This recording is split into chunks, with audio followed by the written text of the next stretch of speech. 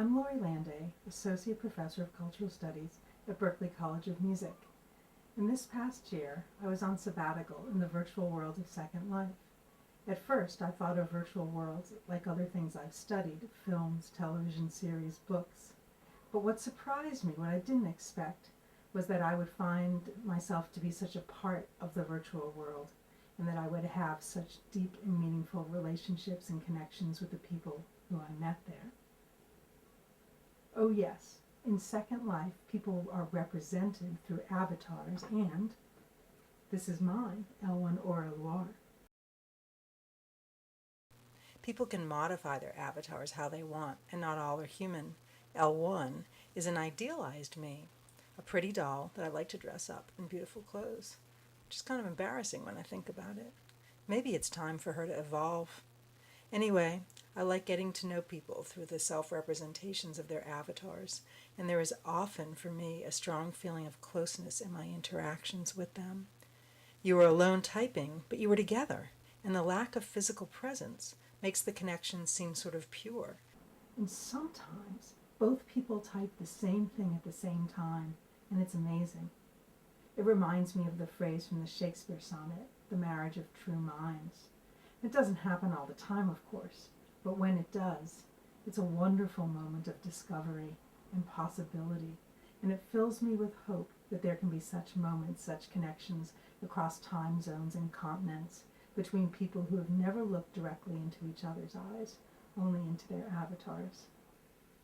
As L1, I have close friends, teachers, colleagues, and acquaintances. I spend most of my time in-world with artists, builders, and other exploring and creative types. I've met some of them in the actual world, mostly people who live nearby.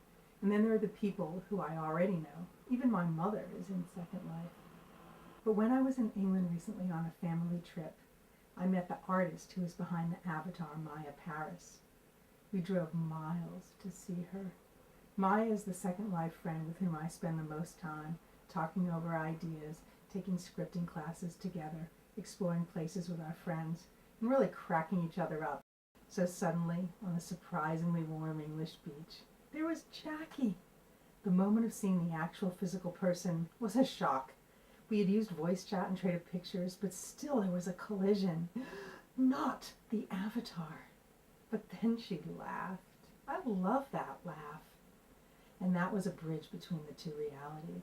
And it was her. Of course it was her. And the physical person sort of absorbed the avatar. I could see both of them in the person in front of me. And we had a blast. It made me impossibly sad to leave the next day. Many of us in Second Life are interested in mixed reality, in combining the virtual and material worlds.